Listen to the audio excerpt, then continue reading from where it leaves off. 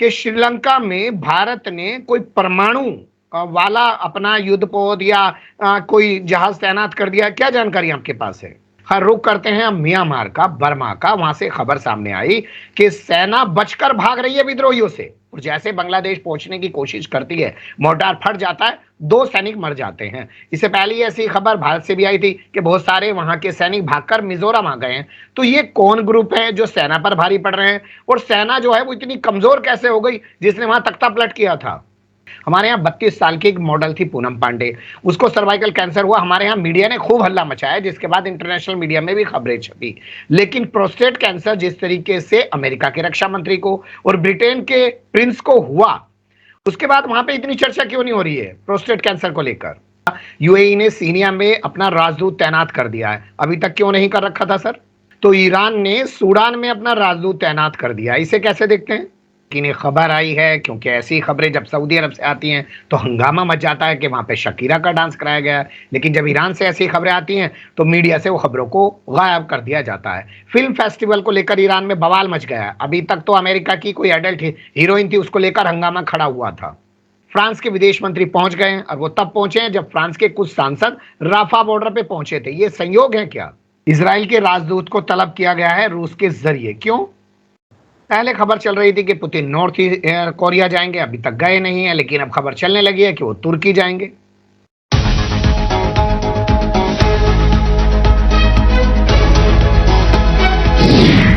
धाकड़ खबर, बेखौफज़ुबां, बेबाक अंदाज।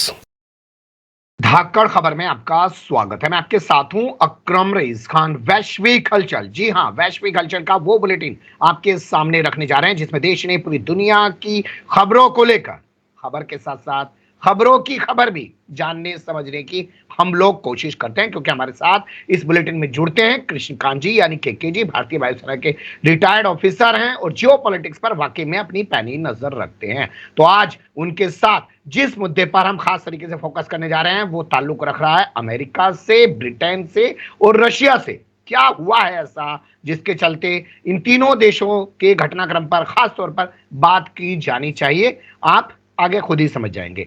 बहुत शुक्रिया सर वक्त देने के लिए।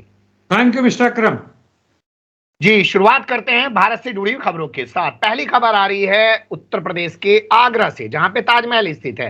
हालांकि उसको ताजो महल मंदिर बनाने में कोई कमी नहीं छोड़ी जा रही है। जैसे ही ज्ञानवापी और मथुरा का मामला निपटेगा वैसे ही इसका भी बंटाधार कर दिया जाएगा। लेकिन यहां पे एक विदेशी महिला पर्यटक के साथ में चोरी की घटना हो गई है, और वो विदेशी महिला पर्यटक रूस से ताल्लुक रखती है। जी हाँ, रूसी महिला का 1 लाख रुपया चुरा लिया गया था होटल से, और उन्होंने जाके पुलिस को खबर की। और बढ़िया खबर यह है इसमें कि वह जो चोर थे पकड़े भी गए, 1 लाख रुपया बरामद हो गया और रूसी महिला को इन्होंने वापस कर दिया। जी बिल्कुल सही बात है। चलिए, कम से कम पुलिस कहीं तो कुछ करती हुई दिखाई देती है, भले ही चाहे विदेशों से जुड़े हुए मामले में करती हो। हालांकि कुछ दिन पहले यहाँ से ये भी खबर आई थी कि इसी आगरा का जो फतेहपुर सीकरी में किला है, वहां से कई विदेशी महिलाएं गिरकर मर गई हैं क्योंकि रेलिंग वहां पे टूट गई थी। खैर, विस्तार में उसमें नहीं जाते हैं, कुछ और खबरों का रुख करते हैं। जैसे पहली खबर ये भी है कि श्रीलंका में भारत ने कोई परमाणु वाला अपना युद्धपोत या कोई जहाज तैनात कर दिया। क्या जानकारी आपके पास है? ये भारत के लिए महत्वपूर्ण खबर है। परमाणु चालित युद्धपोत, परमाणु बॉम्ब के साथ नहीं, वहां पर लाया है, और उसके प्रतिक्रिया में किया गया है जहां मालद्वीप में भारतीय सैनिकों को बाहर जाने का रास्ता दिखा दिया गया है। मार्च से लेकर मई तक इनकी पूर्ण वापसी होगी। और इतना ही नहीं बल्कि चीनी समुद्री जहाज वहां पे आ रहे हैं। क्या उनका रोल होगा, कैसे होगा, पूरा विस्तार से नहीं पता है, लेकिन अनुमान लगाया था कि टोही भी होगा। और उसके साथ साथ यह भी है कि भारत के पर्यटन विभाग से वहां नाकबंदी करके, यानी रोकने की कोशिश में काफी सफलता मिली है। ऐसा लगता था कि बुड़ जाएगा वहां का अर्थव्यवस्था, ऐसा कुछ नहीं हुआ। चीन ने अभी तक $103 मिलियन के बराबर मदद देने की बात की है और देगा भी। जी, मालदीव की आप बात कर रहे हैं? जी हाँ, मालदीव की बात मैं यही कहूं कि मालदीव के मोइजू जो राष्ट्रपति, उनका पहला जो भाषण हो रहा था उसका वहाँ के मजलिस यानी वहाँ के पार्लियामेंट में, तो विपक्ष ने हंगामा मचाया और बाइकआउट हो कर दिया, क्योंकि वह बहुमत में है। और उनका शायद अगला कदम यह भी होगा कि इस नए राष्ट्रपति के खिलाफ वो मुहिम चलाएंगे कि इनको कैसे अपदस्थ किया जाए चुनाव में जीतने के बावजूद भी। और उनका यह कहना है कि भारत से हमारी बहुत लंबी पुरानी मित्रता थी, उसको तुम तोड़ रहे हो। जबकि मोइजू का ये कहना है कि भारत के साथ मित्रता का मतलब है कि हम आर्थिक और सैन्य रूप से उसके प्रभुत्व के अंदर में आ रहे हैं, हमें स्वतंत्रता नहीं मिल रही है, हमारी सार्वभौमिकता को चोट पहुंच रहा है, इसीलिए हम चीन की तरफ मुखर हो रहे हैं। इसका मतलब यह नहीं वो कह रहे हैं कि हम भारत से संबंध तोड़ रहे हैं, लेकिन बराबरी का संबंध बनाना चाह रहे हैं। और विपक्ष का यह भी मांग है कि जो भी इन नए राष्ट्रपति ने किया वो भारत जाके माफी मांगे। पहले ऐसा होता था कि जो भी नया राष्ट्रपति बनता था चुनाव के बाद वो सीधे की सीधे नई दिल्ली पहुंचता था और यहाँ के जो भी राष्ट्रपति प्रधानमंत्री होते थे मिलता था। इस बार वो चीन पहुंच गए, यानी पीकिंग पहुंच गए हैं। तो इन सब मसलों के लेके नेचुरली वहां पे जो पहले प्रो इंडियन जो जनता थी या उनके जो मेंबर ऑफ पार्लियामेंट थे वह इसका विरोध कर रहे हैं। जी जी हाँ, इसका आप ऐसे भी कह सकते हैं कि यहाँ पे अब कौन लोग सत्ता में बैठे हैं, उनके कौन से पड़ोसी से अच्छे रिश्ते हैं, जो मालदीव से बिगड़ने को लेकर यहाँ कोई सवाल उठाया जाएगा। खैर, अब चलते हैं लद्दाख की तरफ। कल पार्लियामेंट में सवाल उठाया अधीर रंजन चौधरी ने, जो कांग्रेस के नेता हैं लोकसभा में, और उस पर राजनाथ सिंह ने अपने वही गरजना वाले स्टाइल में कहा कि अब कोई भारत की तरफ आंख उठाकर नहीं देख सकता। भारत के प्रधानमंत्री ने भी कहा है कि लद्दाख में ना कोई विदेशी आक्रमण हुआ, ना विदेशी सेना आई, नहीं हमारा कोई भी इलाका चीन के कब्जे में है। तो उस आधार को लेकर देखें, उस बयान से हम आगे बढ़ें तो राजनाथ सिंह ने जो कहा वह कुछ हद तक सही है। और जहां तक इनके गरजने की बात है, चीन के सामने अभी ये कहना, अभी हम पूरी उसमें डिटेल में नहीं जाएंगे, और जो भी हमारे गोदी मीडिया बोलते हैं कि चीन यदि आगे बढ़ेगा तो हम उसका भरपूर जवाब देंगे, जवाब तो देना ही पड़ेगा। लेकिन भारतीय सेना के बारे में इतना जरूर कहूंगा कि जो उनकी ताकत बढ़ी है स्वतंत्रता के बाद से, उसमें केवल भारतीय सेना का बढ़ाव ही नहीं देखें, बल्कि यह भी देखें कि उनके पीछे जो हमारा औद्योगिक विकास हुआ है, जो हमारा क्रांति हुआ है संचार व्यवस्था में, यानी टेक्नोलॉजी से लेके, इंडस्ट्री से लेके, और इंफॉर्मेशन वॉरफेयर में, लॉजिस्टिक सपोर्ट में, स्टील इंडस्ट्रीज में जो बढ़ा है वह बहुत ही तारीफे काबिल है। और वह 1947 से लेके आज तक है। और उसका आधार बनाते हुए जो हमारी सैनिक इस स्थिति तक पहुंची है कि चीन का मुकाबला करने के लिए तैयार है, भले ही उसके बराबरी में ना कर पाए फिर भी हम लड़ने को तैयार हैं। तो बस मैं इतना ही कहना चाहूंगा इस पे। राजनाथ सिंह को मौका मिलता है तो जरूर बोलते हैं। जी नहीं, इसको ऐसे भी तो आप बता सकते हैं ना सर, कि जब लद्दाख में कुछ हुआ नहीं है तो ये जो 12-15 बार की कमांडर कोर की बातचीत चल रही है चाइना के साथ, ये क्या लड्डू खाने के लिए या हिंदी चीनी भाई भाई करने के लिए हो रही है? ये हमारे राजनीतिज्ञों का दोहरा चेहरा तो सामने दिखता ही है, लेकिन ये इतने बेशर्म है, इतनी मोटी चमड़ी है कि हम उसका कुछ नहीं कर सकते। बोलते कुछ और है, अगले दिन कुछ और बोल देंगे, करते कुछ और है, मतलब कुछ और है, जनता को दिखाना कुछ और है, विदेशियों के साथ मिलते तो कुछ और है। तो उस पर कम ही टिप्पणी करें और हमारी जनता समझती तो अच्छी बात है। जी चलिए, अगला सवाल ले लेते हैं जो आ रहा है मोहन भागवत के हवाले से। उन्होंने पुणे में कल बयान दिया कि पूरी दुनिया में शांति के लिए या पूरी दुनिया की खुशहाली के लिए बहुत जल्द भारत का सामर्थ्य होना जरूरी है। तो क्या भारत अभी तक सामर्थ्य नहीं है? भारत का सामर्थ्य होना जरूरी है तो किस मामले में कह रहे हैं? क्या सैन्य शक्ति की बात कर रहे हैं, मिलिट्री पावर की बात कर रहे हैं, क्या स्पेस पावर की बात कर रहे हैं, टेक्नोलॉजी की बात कर रहे हैं, जहां हमारा सैटेलाइट चांद की उस जगह पहुंच चुका है जहां पहले और कोई नहीं पहुंचा था, या भारत की जनता की बात कर रहे हैं जिनको वह मजबूत बना रहे हैं 90 करोड़ जनता को 5 किलो अनाज देके महीना में, और ताकि जनता मजबूत हो रही है, खाए पिए भूखमरी नहीं और खुश रहे, उनको वोट देते रहे। किसकी बात कर रहे हैं? जहां तक विश्व शांति की बात है वहां हमें साम्राज्यवादी देशों के मुकाबले उनका खिलाफ और उनके खात्मे की तरफ बढ़ना चाहिए। और वह तभी संभव है जबकि हर देश में हम उस तरह की सत्ता चुने जो अमेरिकी परस्त, चीनी परस्त या यहां तक कि रूसी परस्त ना हो। जी वो मोदी जी को जिताने के लिए सामर्थ्यवादी बनाना चाहते होंगे भारत को, ये कहना चाह रहे होंगे? वह तो कह ही रहे हैं, वह उनका इशारा वही है कि हम विश्व गुरु नहीं है, लेकिन उसको बनना चाहिए। वह केवल भाषा का थोड़ा परिवर्तन है और कुछ नहीं है, मुद्दा तो वही है। जी। सही कह रहे हैं। अब चलते हैं पाकिस्तान की तरफ। डेरा इस्माइल खां चुनाव आप जानते ही 8 फरवरी को वहां पे होना है और आज है 6 फरवरी, यानी कि आज प्रचार वहां पे रुक जाएगा। हमारे यहाँ की तरह 5 बजे नहीं रुकता है, रात के 12 बजे तक उनके यहाँ प्रचार होता है। लेकिन उससे पहले ही डेरा इस्माइल खां में एक आतंकी हमला हुआ, 10 पुलिस वाले मारे गए और इस चुनाव के दौरान भी कई बार वहां पे हमले हुए। ये क्या चुनाव रोकने की कोशिश है या आतंकवाद इतना बढ़ गया है कि वो पाकिस्तान के लिए एक सांप बन गया है? यह दोनों चीजें हैं। 10 पुलिस वाले मारे गए हैं, यह सामान्य चीज नहीं है। और यह सामान्य आतंकवादी हमला नहीं है जो कि अपने आप में बॉम्ब ला के जाते हैं, 2-4 लोग चले गए, बल्कि उसमें करीब 30 लड़ाके थे उस तरफ से और 2.5 घंटे तक संघर्ष मतलब लड़ाई हुई और 3 डायरेक्शन से आए हैं यहाँ पे पुलिस थाने पे और दोनों के तरफ से इतनी लंबी लड़ाइयां हुई है, यानी उनके तरफ से मिलिटेंट के तरफ से प्रॉपर प्लान्ड था। आतंकी हमला तो है ही, इसमें संदेह नहीं, लेकिन उस तरह का नहीं है। इनके पास इतनी ताकत बनती है कि वहां पहुंच जाए और यह सीधे सीधे जुटता है कहीं से न कहीं से। जब से इमरान खान को सजा दी गई उनकी पत्नी के साथ, उनके पार्टी को चुनाव नहीं लड़ने दिया जा रहा है ताकि अमेरिकी परस्त सरकार जो है सो पूरी तरह जीत जाए और यह लोग इस तरह की आतंकवादी हमले कर रहे हैं।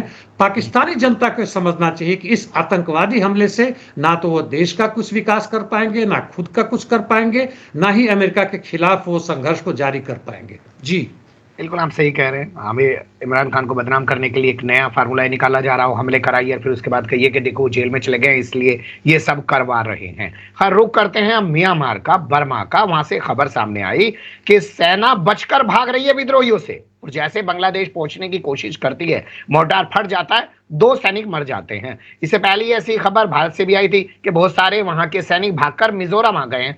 तो ये कौन ग्रुप है जो सेना पर भारी पड़ रहे हैं और सेना जो है वो इतनी कमजोर कैसे हो गई जिसने वहां तख्ता पलट किया था?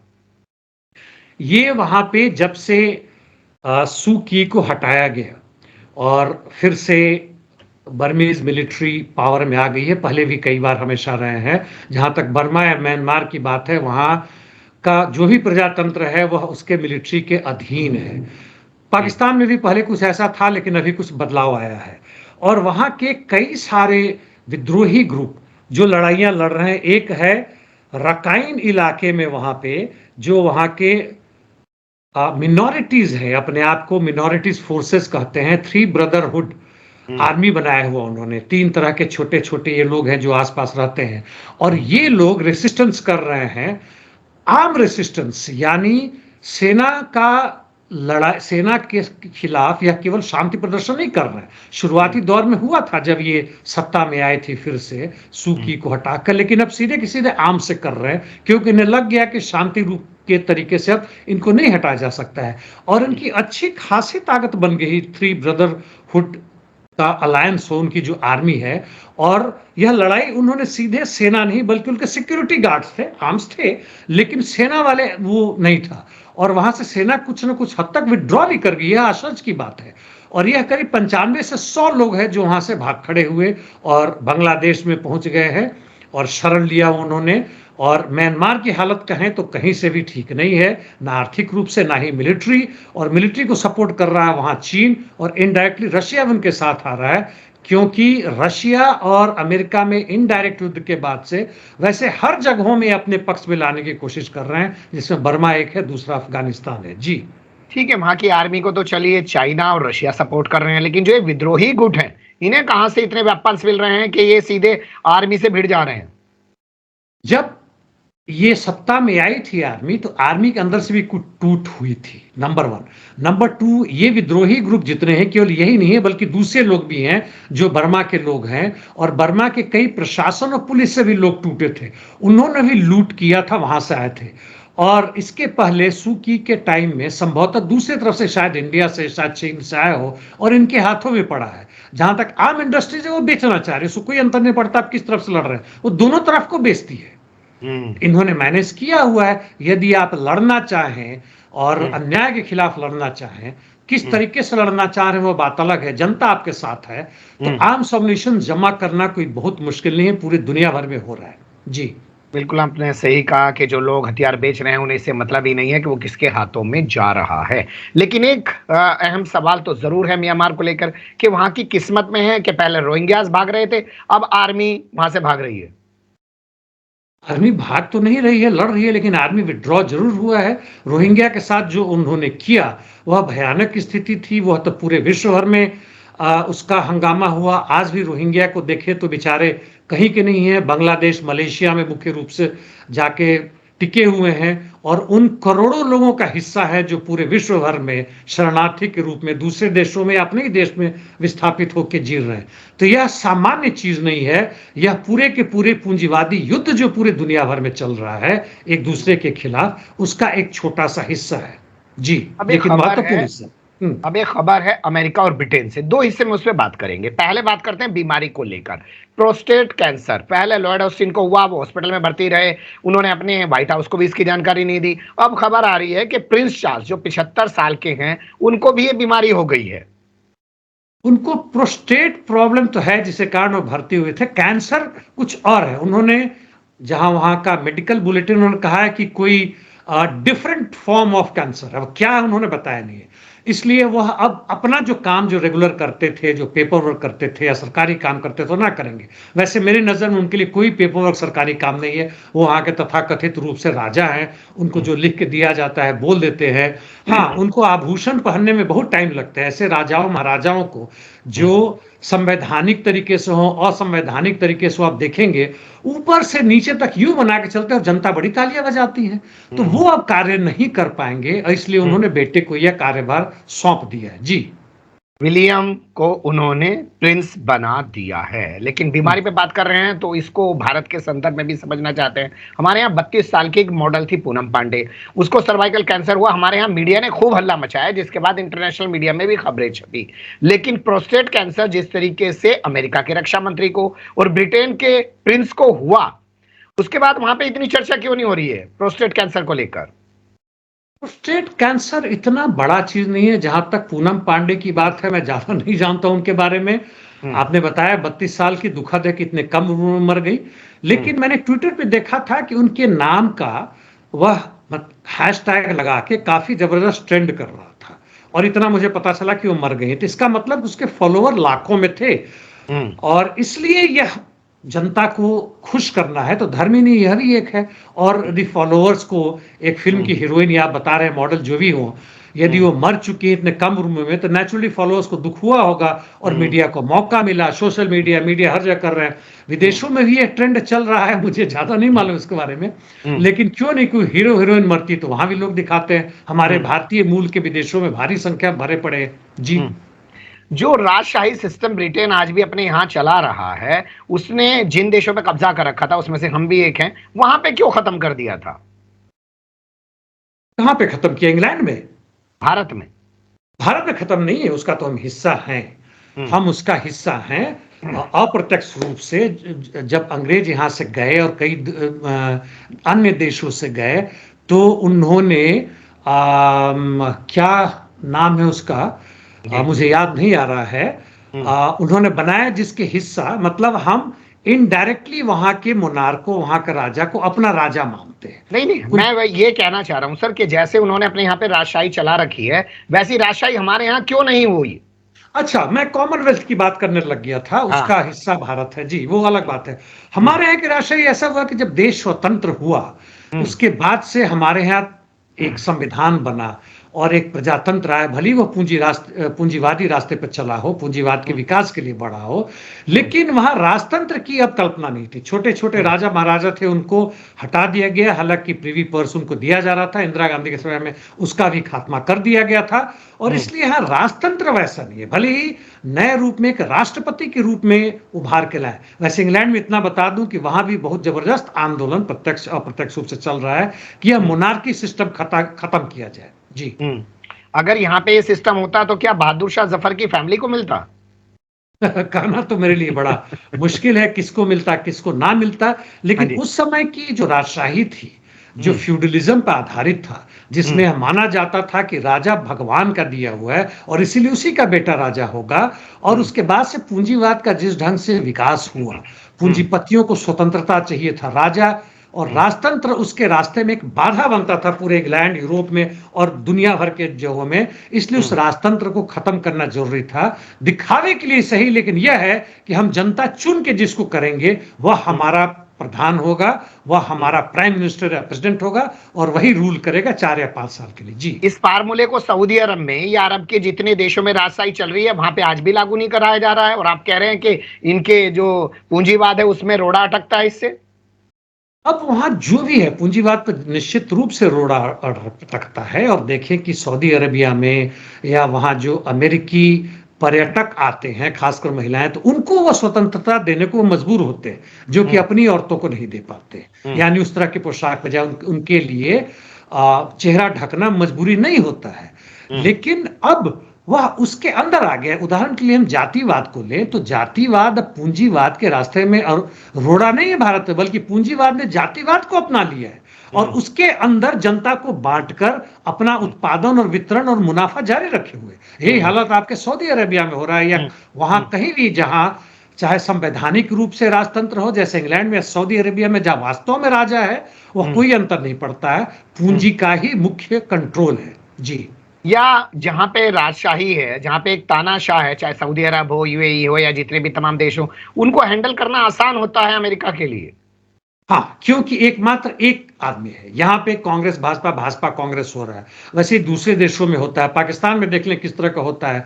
अभी का के जो भी प्रधानमंत्री हार जाते हैं, इमरान खान हार जाते हैं, तो अमेरिका के लिए एक समस्या है। और ये लोग जो हैं केवल कुछ बंदे को खुश कर दो तो पूरी की पूरी समस्या खत्म। या तानाशाह को लाते हैं जैसे चिली में उन्होंने लाया था, या अन्य जगहों में स्थापित कर रहे हैं। इसलिए अमेरिका के लिए आसान हो जाता है। और यह पूंजीवाद या साम्राज्यवाद को के लिए रोड़ा नहीं बल्कि उनके लिए मदद करता है। जी, चलिए अमेरिका की तरफ चलते हैं। अमेरिका ने अपने टॉप ट्रेजरी ऑफिसर को चाइना रवाना कर दिया है ताकि वो अर्थव्यवस्था पर बात कर सके। चुनाव के साल में अमेरिका चाइना से जो दोस्ती बढ़ा रहा है, इसे आप कैसे देख रहे हैं? अमेरिका तो बढ़ा ही रहा है, चीन भी बढ़ा रहा है। चीन की ऐसी मंशा लगती है कि नए चुनाव होने से पहले यदि ट्रंप जीत जाते हैं, जिन्होंने फिर से 60% टैक्स लगाने की बात कही है चीन से आयात होने वाले सामानों पर, तो उनके आने से पहले कुछ इस तरह के समझौते हो जाए जिससे कि चीन के माल या किसी भी तरह के उनके सर्विसेज अमेरिका या यूरोपियन यूनियन में जाने में रुकावट मिनिमम हो। हालांकि दोनों देशों के बीच में जो संघर्ष चल रहा, लड़ाई चल रही है आर्थिक मुद्दे पर, वह कहीं से खत्म नहीं होने वाला है। भले ही उसके ऊपर थोड़ा सा मक्खन लगा दिया जाए ताकि एक आराम से बिना विस्फोट हुए दोनों एक दूसरे को कुछ बर्दाश्त भी करें, कुछ कंपटीशन भी दें और आगे भी बढ़ें। जी, सही कह रहे हैं आप। सारा मुद्दा असल में चुनावी फायदे का है। अब रुख करते हैं यूएई का। यूएई ने सीरिया में अपना राजदूत तैनात कर दिया है, अभी तक क्यों नहीं कर रखा था सर? 7-8 वर्ष से इनके बीच में खटपट हुआ था। सीरिया एंटी अमेरिका था, प्रो रशिया हो रहा था। यूएई ऐसा नहीं चाहता था। दोनों के बीच में लड़ाइयाँ, मतलब वो सैन्य लड़ाई तो नहीं लेकिन डिप्लोमेटिक लड़ाइयाँ काफ़ी हुई थी। यूएई की चौधराहट को मानने को तैयार नहीं था सीरिया, इसलिए 7-8 वर्ष पहले वहाँ के जो भी राजदूत थे उनको वापस किया गया था। लेकिन फिर से हाल फिलहाल में यहाँ तक कि सीरिया को अरब लीग से भी बाहर कर दिया गया था और पिछले वर्ष या 1-1.5 वर्ष पहले सीरिया को अरब लीग में वापस लिया गया, जिसमें यूएई ने कहा कि हम भी अपना दूतावास खोल तो दिया था लेकिन कोई गया नहीं था। लेकिन अब की स्थिति में यह पूरा देखें, यह शुरुआत हुआ है हमास के आक्रमण के बाद से, यानी इजराइल और हमास के युद्ध के बाद से, कि युद्ध के दौरान और युद्ध के बाद किस तरह का अरब लीग बने, किस तरह से अमेरिका की खोती हुई जमीन को बरकरार रखे। यदि वह खत्म होता है तो यूएई जैसे देशों के लिए बड़ा ही खतरा होगा, वहां के राजतंत्र या जो भी होता खतरा होगा। इसलिए उन्होंने अपना राजदूत वहां फिर से लागू किया है। जी, या ऐसा भी है कि यूएई सीरिया के रास्ते गाजा में होने वाले डेवलपमेंट कार्य में अपना धंधा ढूंढ रहा है, क्योंकि ये लोग तो कारोबारी नजर आते हैं। बिल्कुल, वह भी है। सीरिया भी है, वहीं पे दूसरे अन्य देश भी हैं। सऊदी अरेबिया तो ही है, इजिप्ट भी है। ये सारे के सारे अपना भविष्य ढूंढ रहे हैं कि इस युद्ध के बाद क्या होगा। और इनका जो भी व्यापार था, चाहे वो हवाई जहाज में हो, शिप में हो, काफी भारी मात्रा में है, तेल वगैरह का तो है ही है। किस तरह से इनका आगे फ्यूचर बनेगा, किस तरह के समीकरण या इक्वेशन बनेगा मिडिल ईस्ट में या अरब लीग में या इस्लामिक वर्ल्ड में या यूएसए के साथ या रशिया के साथ, और उसमें ईरान का मुद्दा तो है ही है जी। और चाइना अपना धंधेबाज है ही है। अब रुख करते हैं ईरान का, तो ईरान ने सूडान में अपना राजदूत तैनात कर दिया, इसे कैसे देखते हैं? यहां भी उसी का हिस्सा है सूडान, जहां एक तरफ कोशिश कर रहा है, सूडान बड़ा ही महत्वपूर्ण देश बन रहा है इस मिडिल ईस्ट में रेड सी के बाद से, और वहां पे चीन के लिए तो वाजिब है कि वहां उसके हर देश के साथ संबंध स्थापित करे। और वैसे चीन में अभी इकोनॉमिक स्लो हो रहा है, वहां का क्राइसिस नहीं है अभी, लेकिन आर्थिक मंदी नजर आ रहा है। इसलिए चीन के लिए आवश्यक है कि पूरे विश्व में जहां भी उसको मौका मिले, कुछ लाख करोड़ का ही छोटा ही सही, और सूडान उस हिसाब से उसके आसपास के देशों को देखे तो एक बड़ा देश बनता है, वहां निवेश करने का बहुत जबरदस्त अपॉर्चुनिटी है। तो क्या चीन के कहने पर ईरान ने सूडान में राजदूत तैनात किया है? चीन के कहने पर ईरान ने, इसके संभावना बनती है। देखिए, ईरान अपनी तरफ से जो कर रहा है वो कर रहा है, वो उसकी हम बात पहले भी कर रहे हैं। ईरान की बढ़ती मिलिट्री पावर, इकोनॉमिक पावर और उसका डिप्लोमेटिक रिलेशन रशिया के साथ साथ, और नॉर्थ कोरिया पीछे छुपे हुए, इन सबों का जो एक ग्रुप बना हुआ है, जिसमें बेलोरसिया या बाकी इसके कुछ और भी कंट्री जो इसके मदद कर रहे हैं, जैसे सीरिया, क्यूबा, वियतनाम वगैरह वगैरह, तो उसमें ईरान ये भी कर रहा है। और इसमें ईरान को ये जरूर पता होता है कि फॉरेन रिलेशंस में चीन कहां कहां बढ़ रहा है, कैसे नहीं बढ़ रहा है, वह बहुत महत्वपूर्ण है, और इन दोनों का आपसी संबंध भी बहुत महत्वपूर्ण है जी। बिल्कुल आप सही कह रहे हैं, लेकिन ये खबर आई है, क्योंकि ऐसी खबरें जब सऊदी अरब से आती हैं तो हंगामा मच जाता है कि वहां पे शकीरा का डांस कराया गया है, लेकिन जब ईरान से ऐसी खबरें आती हैं तो मीडिया से वो खबरों को गायब कर दिया जाता है। फिल्म फेस्टिवल को लेकर ईरान में बवाल मच गया है। अभी तक तो अमेरिका की कोई एडल्ट हीरोइन थी, उसको लेकर हंगामा खड़ा हुआ था। इस बार फिल्म फेस्टिवल में कुछ दूसरे तरह का हंगामा है। मैंने देखा था जो उनके विरोधी हैं, जो कुछ वहाँ की हीरोइन या हीरो, एक्ट्रेस और जो फिल्म बनाते हैं इंडिविजुअल रूप से, जो ईरानी सरकार द्वारा नहीं है, ईरानी समर्थक नहीं है, उनको इस फिल्म फेस्टिवल में नहीं बुलाया गया। अपने ही फिल्म देखने के लिए उन्हें टिकट तक लेना पड़ा। और वहाँ की जो हीरोइन है, उन्होंने कहा कि असगर मियामी ऐसा कुछ नाम है, ये तो हीरो का नाम है, और एक्ट्रेस का नाम कुछ इसी टाइप का है। उन्होंने भी कहा कि भाई यह लड़ाई जो है, यह केवल लड़ाई पैसे के लिए नहीं है, बल्कि यह कल्चरल फाइट है। यह ईरानी सत्ता की जो कल्चर है अभी हाल फिलहाल में उनका, वर्सेस ईरानी औरतों का, जो उन्होंने एक भारी आंदोलन किया 1-1.5 वर्ष पहले, जिसमें इन्होंने भी हिस्सा लिया था, और इसीलिए इनको बाइकआउट करने की कोशिश कर रही है ईरानी सत्ता, और ये उस कल्चरल फ्रंट पे लड़ाई का हिस्सा बन रहे हैं, इसीलिए हंगामा मच रहा है। ये ईरान के अंदर का बात है, भले बाहर के कंट्री में तो इसे दिखाएंगे उनके जो विरोधी है जी। चल खैर, अब आप यही कह सकते हैं कि अपने यहाँ के महिलाओं को तो इतनी इज्जत देते नहीं है, लेकिन दूसरे देशों से एडल्ट फिल्म एक्ट्रेस को जरूर बुला लेते हैं। खैर, अब चलते हैं गाजा से जुड़ी खबरों की तरफ और शुरुआत करते हैं सऊदी अरब से आ रही बड़ी खबर को लेकर। ब्लिंकन ने एमबीएस से मुलाकात की, लेकिन उसके बाद मीडिया से कोई बात नहीं की। हाँ, मीडिया से उन्होंने कोई बात नहीं की। हाँ, टाटा बाय बाय किया, उन्हें प्रश्न पूछने पर जो पीछे पीछे भाग रहे थे नहीं किया। इसका 2 ही कारण है। एक तो पहले ये भी बताओ, उन्होंने बात की है कि ब्लिंकन या उनके डिफेंस मिनिस्टर जो बार बार यहाँ पे पहुंच रहे हैं मिडिल ईस्ट में और दूसरे देशों में जा रहे हैं, कहीं ना कहीं से जो अमेरिका चाह रहा है वो करने में असफल हो रहा है। दूसरे, मिडिल ईस्ट की जो लड़ाइयां हैं, भले ही वो रेड सी हो, हूती से खिलाफ हो, हमास और इजराइल के बीच में हो, ऐसा नजर आ रहा है कि वह एंड की तरफ आ रहा है। जो पेरिस में इनकी एक मीटिंग हुई थी और इन्होंने एक फॉर्मूला तैयार किया था, जिसके पीछे इजराइल भी लगता है कि तैयार है। हमास की हाँ करने की अभी पूरी तरह से नहीं मिली है, जो आपने कल के बात में कहा था। तो दूसरा मुद्दा ये बनता है। तीसरा, जो बार बार हम लोग करते रहते हैं कि पोस्ट वॉर के बाद से आखिर गजा में कौन आएगा, वहां का रूलर कौन होगा, जिसमें वेस्ट बैंक का क्या रूल होगा, क्या वह उसका हिस्सा बनेगा या नहीं बनेगा। ये बहुत सारे सवाल हैं जिसके पीछे अमेरिका परेशान है और कोई भी हल निकालने में असफल रहा है। तो ये जवाब देते तो क्या देते, या तो ये यदि पांचवा जो दौरा करने आए हैं तो फिर घूम घाम के फिर वापस चले जाएंगे या इस बार जंगबंदी का ऐलान करा के ही जाएंगे? ये कुछ और देशों में भी जा रहे हैं, इजिप्ट, कतर, इजराइल, वहां से वेस्ट बैंक भी जाएंगे। पता नहीं वेस्ट बैंक में क्यों मत्था टिकाने जा रहे हैं, वो मुझे नहीं पता, लेकिन दिखाने के लिए जा रहे हैं, कोशिश इनकी पूरी है। मुझे लगता है कि इन लोगों को वो सफलता नहीं मिल पा रही है जो चाहते हैं, और कम से कम ये एमबीएस हैं या सऊदी अरबिया दूसरे जो लोग हैं, वह भी अपनी इज्जत बचाने के लिए एक जो चाहते हैं कि इजराइल को वहां झुकाओ। शायद उनका ये भी मंशा हो कि नेतान्याहू को हटाओ, और नेतान्याहू के मंत्री इसलिए वह बाइडेन के खिलाफ बोल रहे हैं। यह सारा मामला बुरी तरह फंसा हुआ है, यह आसान नहीं है जी। और ये लोग कोशिश जारी रखे हुए हैं। बिल्कुल, मामला भयंकर तरीके से फंसा हुआ है, किसी एक तरह से उसको समझना आसान बात नहीं है। अब बात करते हैं इजराइल की। फ्रांस के विदेश मंत्री पहुंच गए हैं, और वो तब पहुंचे हैं जब फ्रांस के कुछ सांसद राफा बॉर्डर पे पहुंचे थे। ये संयोग है क्या? नहीं, संयोग तो नहीं है। फ्रांस के विदेश मंत्री, पहले राष्ट्रपति, वो 15 आए थे तो वो अपनी इच्छा से आए थे, चूंकि वह लेफ्टिस्ट हैं। वह चाहते थे कि युद्ध तुरंत खत्म हो और हमेशा के लिए खत्म हो। 2 स्टेट नेशन की उनकी भी मांग थी, यानी पैलेस्टीन स्टेट को मान्यता दी जाए।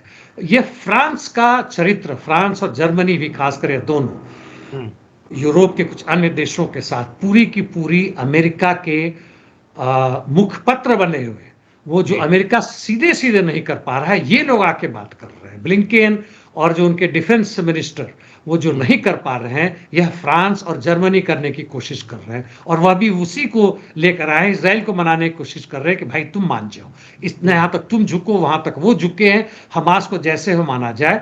और हमास अपनी जिद पे जिद ना कहें, अपनी मांग पे अड़ा हुआ है, यानी पूरी तरह इजरायली फोर्सेस की वापसी जहां तक घुसे हुए हैं। 2 स्टेट यानी फिलिस्तीन स्टेट को मान्यता, इसको मैं बार बार कह रहा हूं क्योंकि यह जरूरी है। और तीसरे, जितने भी युद्ध बंदी या ऐसे बंदी जो इजराइल के जेलों में सड़ रहे हैं, बच्चे, औरतें, बूढ़े जितने भी हैं, उनको पूरे की पूरे रिहा किया जाए जी। खैर, अब अगली खबर का रुख करते हैं जो आ रही है रूस से जुड़ी हुई। रूस ने कहा है कि मिडिल ईस्ट की शांति के लिए सबसे बड़ा खतरा अमेरिका है, और ये बात यूएनएससी में कही गई है। सर, मैं बिल्कुल सहमत हूं इस रूस की बात से कि अमेरिका आज, अमेरिकी साम्राज्यवाद केवल मिडिल ईस्ट नहीं, पूरे विश्व के लिए सबसे बड़ा खतरा है। और इसलिए उसको कमजोर करना, इसीलिए पूरी कोशिश।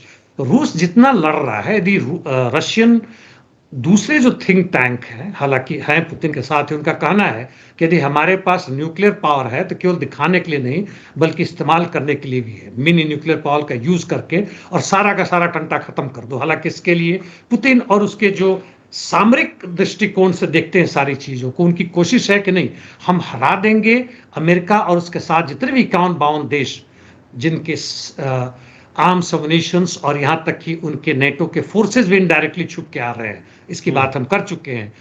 और हम यूक्रेन को हराएंगे और उसके बाद से मल्टीपोलर वर्ल्ड हम बनाएंगे। और सारी की सारी कोशिश यही है कि अमेरिका अभी सिंगल पोलर है, वही पूरे दुनिया का दादा बना हुआ है अपने अमेरिकी डॉलर के कारण एंड अमेरिकी मिलिट्री पावर के कारण एंड अमेरिकी मिलिट्री इंडस्ट्रीज के कारण। उसको खत्म करने के चक्कर में रूस लगा हुआ है, और उससे उम्मीद है कि उसमें वो सफल होगा जी। चलिए देखते हैं कौन कितना सफल होता है। खबर एक और रूस से है। इजराइल के राजदूत को तलब किया गया है रूस के जरिए, क्यों? इस पे ज्यादा वो नहीं है। हालांकि जिस तरीके से रूस ने इजराइल के खिलाफ अपना पोजीशन लिया है, चाहे आईसीजे हो या सिक्योरिटी काउंसिल हो, या हमेशा बोलते रहता है, इस पे इजराइल के राजदूत ने कुछ उटपटांग बातें की थी, और उसके कारण इनको तलब किया गया बताने की कि भाई इस तरह की बातें ना करें, और हमारा यह स्टैंड है, इस पे हम जारी रहेंगे। और कहीं ना कहीं दिखाने की कोशिश है कि भाई इजराइल के साथ नहीं है, मिडिल ईस्ट के साथ है, हम अरब वर्ल्ड के साथ है, हम फिलिस्तीन जनता के साथ है जी। पहले खबर चल रही थी कि पुतिन नॉर्थ कोरिया जाएंगे, अभी तक गए नहीं है, लेकिन अब खबर चलने लगी है कि वो तुर्की जाएंगे। तुर्की का बड़ा ही महत्व है ब्लैक सी के लिए। वहां से जितने भी शिप जाते हैं रशिया से या वापस आते हैं उनके लिए। वैसे हमारे रहने वालों को याद होगा कि कुछ समय पहले, 7-8 महीने पहले, रूस और यूक्रेन से भारी मात्रा में अनाज का एक्सपोर्ट होता था, और इस आधार पर यूनाइटेड नेशंस ने इसको किया था कि अफ्रीका के बहुत सारे गरीब देश, एशिया के भी गरीब देश, ये बंदी होने के कारण, ना जाने के कारण भूखों मर रहा है। और इसलिए रूस ने इस बात को मान लिया था, जिसमें रूस, टर्की का मुख्य हाथ था और यूनाइटेड नेशंस के जो सेक्रेटरी जनरल उनका हाथ था। लेकिन बाद में हर जगह से खबर आया कि ये अनाज जो जा रहे हैं खासकर रूस से सस्ते दामों में, यहां तक कि फ्री देने की भी बात हुई थी, वो अफ्रीका पहुंचने के बजाय अमेरिका और यूरोप के धनी देशों में जा रहे हैं, जहां की वहां की जनता मोटी हो रही है और उसको वो एक्सपोर्ट कर रहे हैं। इस हद की बदमाशी के बाद से रूस ने इसको आगे करने से साफ मना कर दिया। टर्की फिर से परेशान है, टर्की फिर चाहता है कि भाई इस अनाज को आने दे।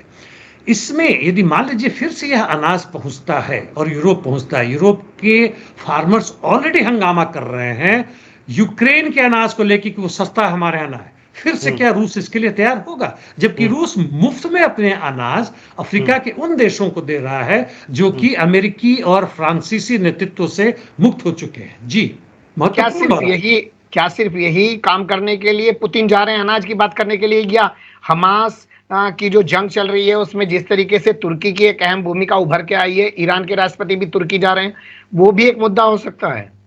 वह मुद्दा तो है ही है, कहना भूल गया, वो अनाज एक अलग से छुपा हुआ मुद्दा है जो कि जनरली लोगों के सामने नहीं आता है। वह तो मुद्दा है ही है कि भाई युद्ध में जो आगे जिस तरह की स्थिति चल रही है और नेटो जिस तरीके से वह पूरा का पूरा एक्सरसाइज कर रहा है 80-90 हजार सैनिक के साथ, जिसमें जर्मनी काफी आगे दौड़ रहा है। जर्मनी ने यहां तक कहा है कि यूरोपियन यूनियन का अलग से मिलिट्री अलायंस होना चाहिए, नेटो से अलग, बिना अमेरिका और इंग्लैंड के। वह भी उसकी एक मांग है, कोशिश है, शायद उस दिशा में बढ़े। और वहां पे रूस के राष्ट्रपति का सीधे सीधे पहुंचना, जब वो डायरेक्ट बातें होंगी तो पूछेंगे भाई कि बताओ और तुम लोग नेटो में क्या कर रहे हो, तुम तो वहां के विद्रोही हो, उस तरह के हो जैसा हंगरी में कर रहा है। अब देखते हैं क्या निकलता है, लेकिन निश्चित रूप से हमास पे भी चर्चा होगी। जी, चलिए, आपने गरीब देशों की बात की और अफ्रीका के देशों का जिक्र किया, तो एक देश है अफ्रीका का गबन, आजकल उसकी बड़ी चर्चा हो रही है, उसके शिप बड़े इधर से उधर घूम रहे हैं, वो तो मालदार हो गया है शायद। गबन या गैवन, हाँ, हाल फिलहाल में मिलिट्री कू हुआ था और नाइजर और बुर्किना फासो के साथ साथ, और इन लोगों को साहेल कंट्रीज भी बोलते हैं, उसका हिस्सा ये लोग कहीं ना कहीं से आते हैं, साहेल स्टेट्स, और ये इकोवॉस के भी हिस्से में थे, लेकिन इन लोगों ने अंततः उससे वापसी कर ली। इनका कहना है कि अमेरिकी परस्त कोई भी ऑर्गेनाइजेशन है, कोई भी कंट्री है, उसके साथ हमारा संबंध लिमिटेड होगा। हाँ, रूस की जहां तक बात है, इनके साथ अच्छा रिलेशन बना है और ये देखा गया है कि पिछले कुछ महीनों की तुलना में अचानक 5 गुना 6 गुना गैवन की, ये अटलांटिक ओशन से के तट पे है, 5-6 गुना इनका माल का आवाजाही बढ़ गया है। लेकिन खोज के बाद पता चला कि एक्चुअली इनके जहाज नहीं, केवल इनके फ्लैग लगा हुआ है गैवन का, और प्रोबेबली रशिया के जो उनके हर जगह रोक लगाया गया अमेरिका और यूरोपियन यूनियन द्वारा, वो रशिया के माल आ जा रहे हैं, तो उसमें गैवन की भी बल्ले बल्ले है, जहां मुफ्त में अनाज भेज रहे हैं लोग, रशिया के भी कुछ काम बन रहा है, एक दूसरे की पीठ खुजला रहे हैं। अच्छी बात है। जी, बिल्कुल सही बात है भैया, जब ये हो रहा है तो झंडा ही लगा लो, हमारा झंडा लगाने पे हमें भी कुछ धंधा पानी मिल जाए। तो हर किसी का असल में अपना मफाद है, अपना हित है, और उसी के चलते तमाम देश हों चाहे आम आदमी हो, आजकल मतलब परस्ती दुनिया में ज्यादा बढ़ गई है। बहुत शुक्रिया, आपने बहुत बारीकी से तमाम चीजों पर रोशनी डाली। फिर आपके साथ किसी और मुद्दे पर जुड़ने की कोशिश करेंगे। धन्यवाद। Thank you mister Akram.